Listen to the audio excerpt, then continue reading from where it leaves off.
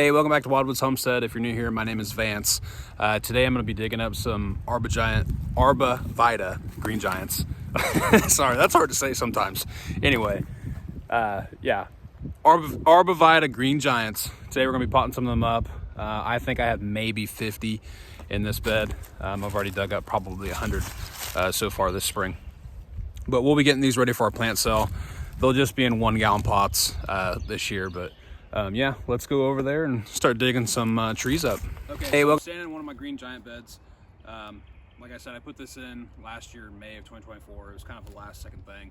I just wanted to do a little bit of a test between planting my green giants just straight into a pot or growing them out. At least this is 1 year of growth in a field.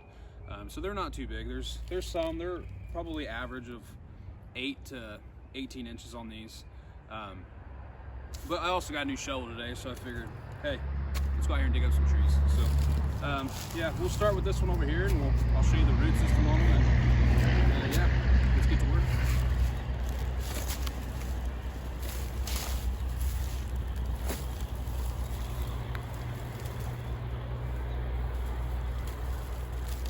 All right, so these are looking pretty good.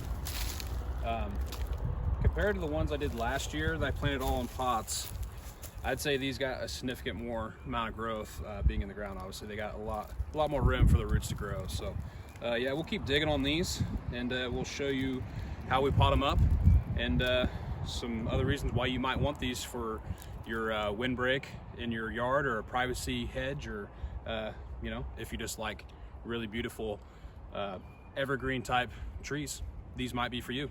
Okay, so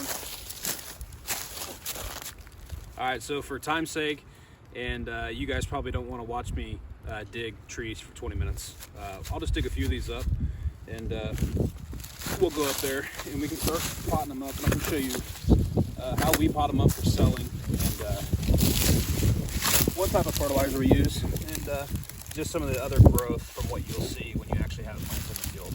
So, but look at that root system. That looks really, really nice. Those are looking really good. Okay, so the potting mix I use for my trees is pretty simple. I just use compost, and then I'll throw in some vermiculite. And this is more of just a feel thing, so depending on how big of a batch of a potting mix you make up, you'll just want to kind of play it by ear with how much you're throwing in, and I'll work this into the soil. So as of right now, I got compost, vermiculite, perlite, and then I'll end up throwing a little bit of a peat moss mixed to this. So we got peat moss, perlite, vermiculite, and some compost. So this is definitely going to be a texture thing, and I just kind of want it to be a little bit spongy, but also have perlite in there to help with the drainage, and also vermiculite. Both of those things, they help with aeration and drainage, those two things. So as long as you have one of them in there, that's honestly all you need. It's just something I've always done. I've just always put both. So yeah, that's kind of what the consistency I'm looking for. And also a lot of people, they use bark mulch, and that's also a really good thing because that'll feed your soil all year long as it breaks down. So those are two options that you can use, but for today, this is what I have on hand, so this is what we're going with. Okay, so I just have these 1-gallon pots. So what I like to do when I dig them up from the field, I like to plant them in 1-gallon pots for their first year. Then going into the year 2, so if whatever I have left over from year 1 in the fall, I will plant them into 2-gallon pots, and obviously you can tell how much bigger they get in a pot from year 1 to year 2. I do this, I think it's better for the plant to grow in a smaller pot and work its way up. You're able to establish the roots better. Makes me come out here, make sure everything's watered. These do dry out quicker when they're in pots, so I tend to get bark mulch after they're planted in here, and I'll put bark mulch over the top. And then during the winter time, I just let the leaves, any of the leaves that have blown in, I just bury them with leaves, and usually they come back and they look nice. Obviously you have some die off, but for a year 2 plant in a pot, I mean, these are incredible. So you can tell massive difference. Year 1, year 2. And this part, I mean, obviously pretty self-explanatory.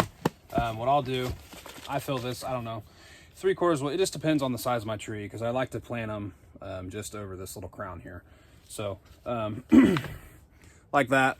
Make sure to have all the roots kind of out and spread out so they're not just growing straight up. I like to push them down into the soil a little bit. But yeah, I'll just start kind of backfilling this with soil, and then I'll pull it up wherever I need to, so the crown is just below here, because I don't want to smother too much of this stock.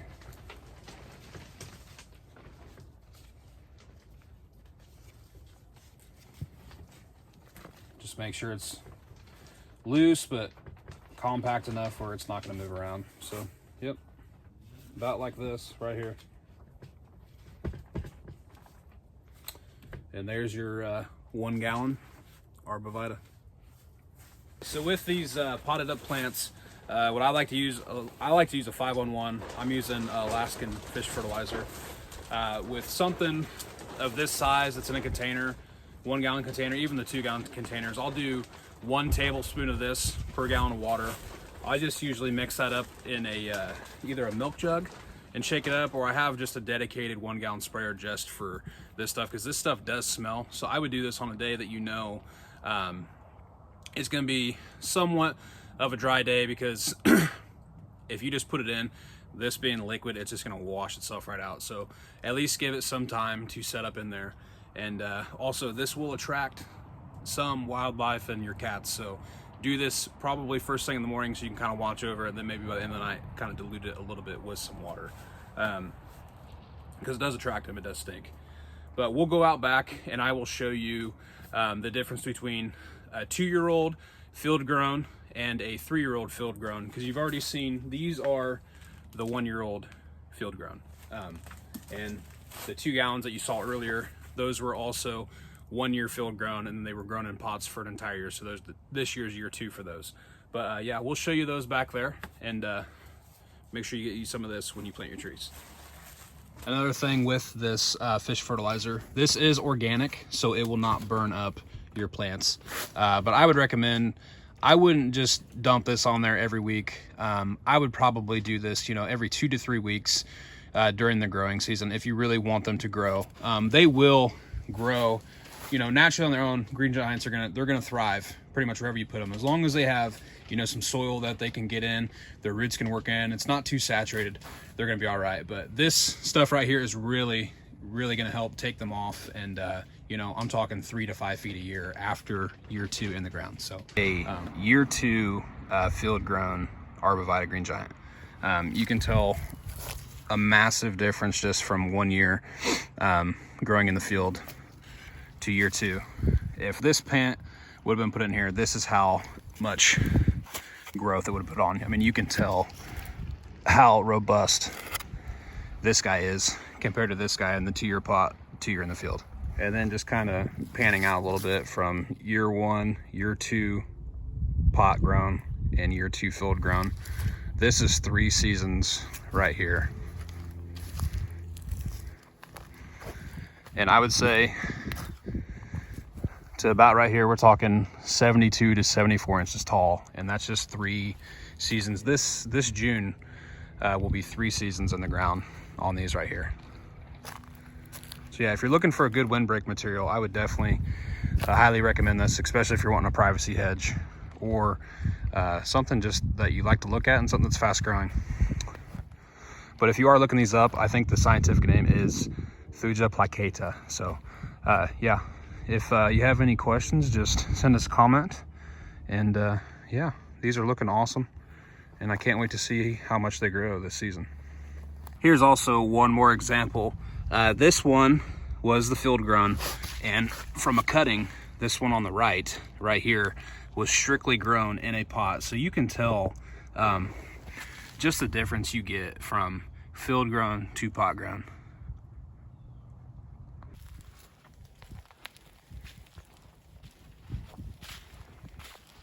Thank you for watching this video today. please like and subscribe to our channel if you want to, if this stuff does interest you.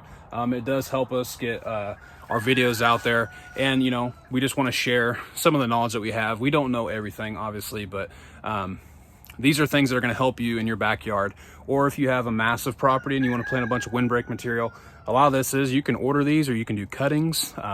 If you want to see a video on cuttings, I can eventually do that. I can probably do that this fall, but I can share that with you. And yeah, this is something everybody can do. So if you want to plant these in your backyard, forget about them. They don't need much space. You could do a tiny little garden bed and plant these, you know, just stick by stick in there, grow them out, and then, you know, plant a whole hedgerow for yourself. But yeah, if you've enjoyed this video, give us a like, and we'll talk to you guys later. See ya.